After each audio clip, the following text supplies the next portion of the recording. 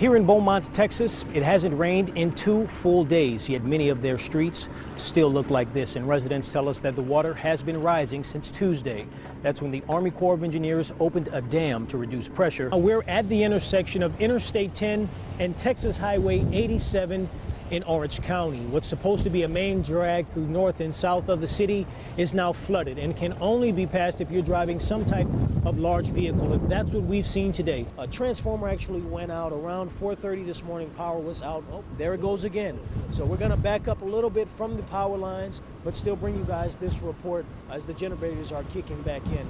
But as you can see, guys, this storm is not anything to play with. I mean, there's strong winds, high water on the roads. Here in Baton Rouge, protesters are gathered, raising signs, reciting chants, and encouraging drivers to blow their horns as they drive by the SSS convenience store, the site where 37-year-old Alton Sterling was killed by Baton Rouge police officers. Well, the capital city, Miss Blue, is under the national spotlight once again following the ambush attack that killed 3 Baton Rouge law enforcement officers. However, the community is still doing its part to work past the issues. Here's what we know. This morning, Lafayette police responded to a call of a trespasser here on the 100 block of Fannie Street. Now, the homeowner allegedly saw a naked man in his backyard. Breaking news at this hour, state police have just identified the 2 bodies found in the home here behind us, where you can see the crime scene investigators. The victim as 41-year-old Katina Stevens and the suspect as 27-year-old Don Johnson. Now, just to catch you up, bring you up to speed. An active scene here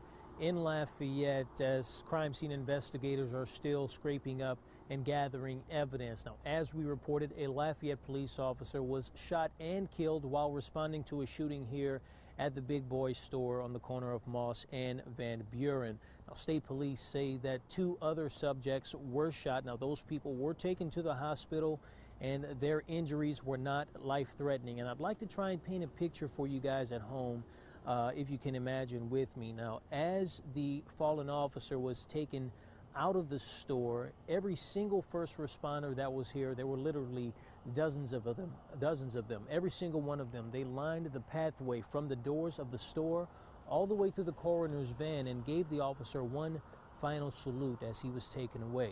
In this Dial Dalfred report, News 10's Dalfred Jones shares the story of one Acadiana family. Online retailers discovered a gold mine when they gave customers the opportunity to make purchases from the comforts of home and have the items delivered directly to their front door, or in this case, their driveway. But this customer's online shopping experience didn't go quite as planned. Austin Police Department's Ford SUVs have once again been pulled from service after carbon monoxide alarms went off overnight. North Korea tested what it claims is an intercontinental ballistic missile with the possibility to reach Alaska.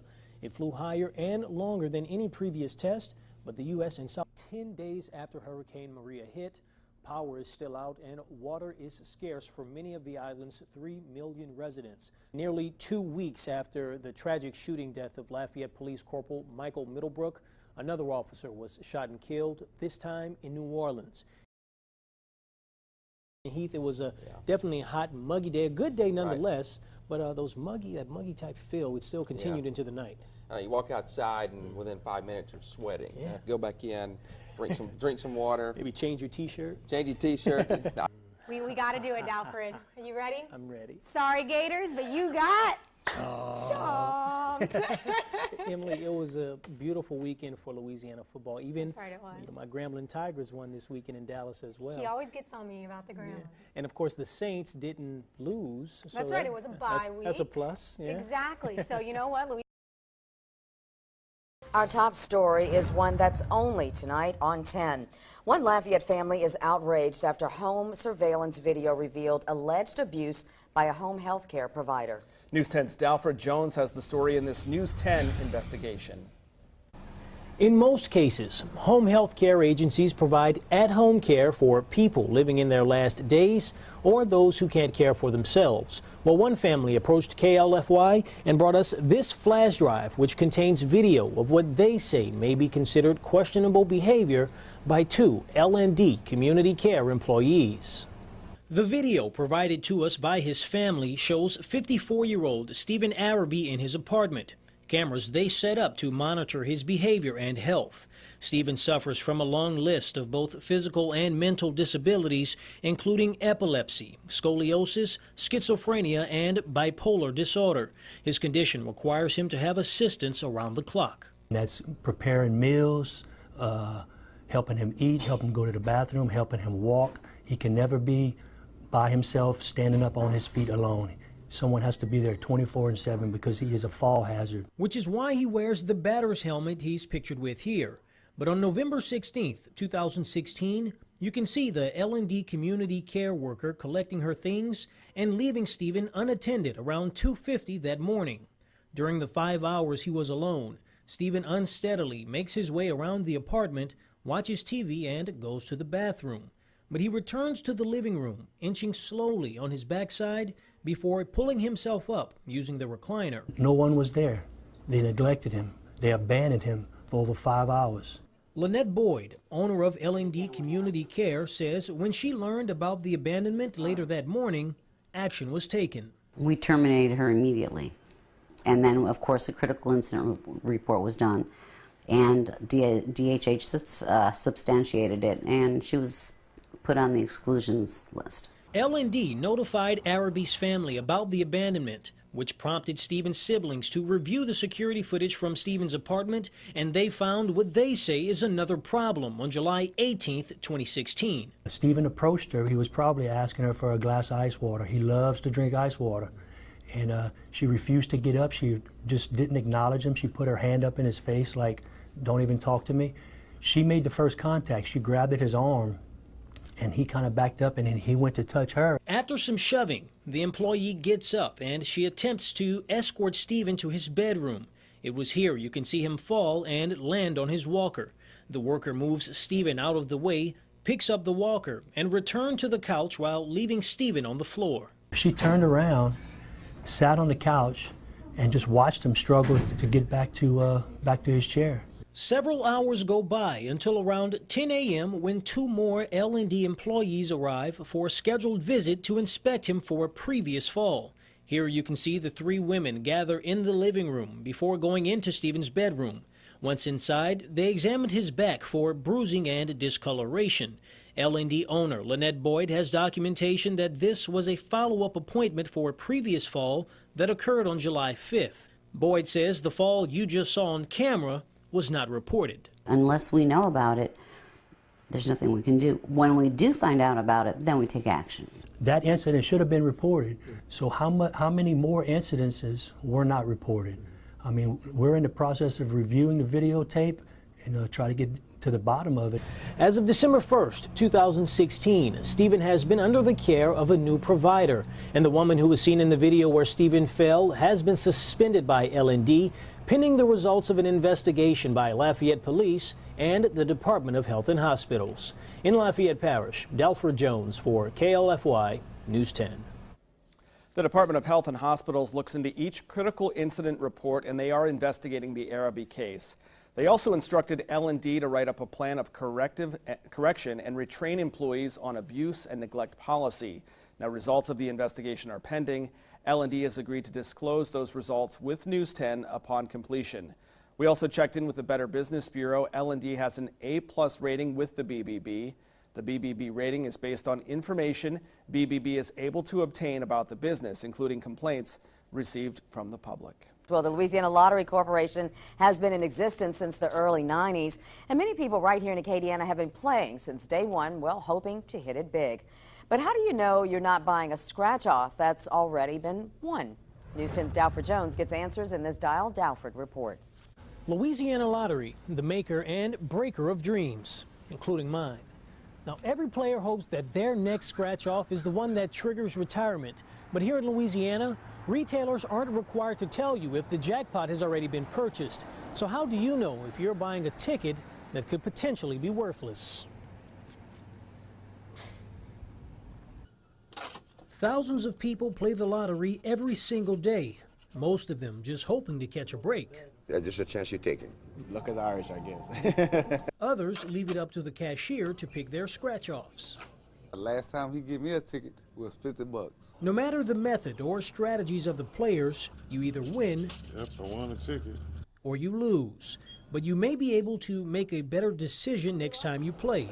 Louisiana Lottery Communications Director Kimberly Chopin says playing the lottery is absolutely a game of chance.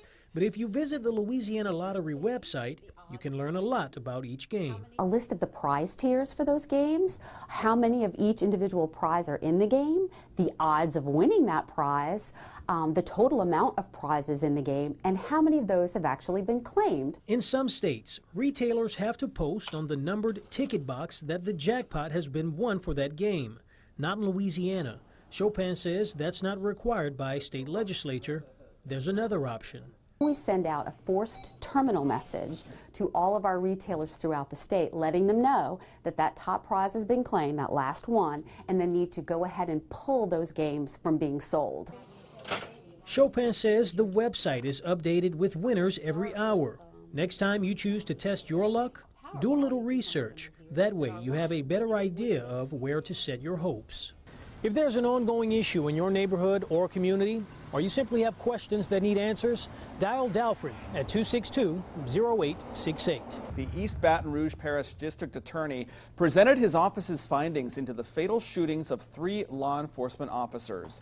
The ambush shooting happened at the Be Quick convenience store on the morning of July 17, 2016. News 10's Dalfred Jones was at this morning's news conference, and he joins us live from Baton Rouge with more. Dalfred. East Baton Rouge District Attorney Hiller Moore provided a very in-depth press conference in the council chambers here at City Hall in Baton Rouge. This morning we saw and heard some of the final moments of 3 fallen law enforcement officers, Deputy Brad Garofalo, Corporal Montrell Jackson, and Officer Matthew Gerald, before they were ambushed by the lone gunman, Gavin Long. The press conference began with surveillance images and an aerial narration of the officer-involved shooting on the morning of July 17, 2016. The blue dots represent BRPD officers Montrell Jackson and Matthew Gerald. The green dot, Deputy Brad Garofalo, and the yellow dot represents the suspect, Gavin Long. After witnesses reported seeing a man with a rifle, officers began to investigate. Corporal Jackson and Officer Gerald have their backs to Airline Highway and are approaching the backside of the Hair Crown building. Although Officer Gerald glances over his shoulder multiple times, Long stays out of sight and takes cover on the front corner of the building and opens fire on the 2 Baton Rouge police officers. You can see the markers turn black, indicating the officer has died after being shot by Long. In this video, Long can be seen firing at responding officers and running toward the back of the building.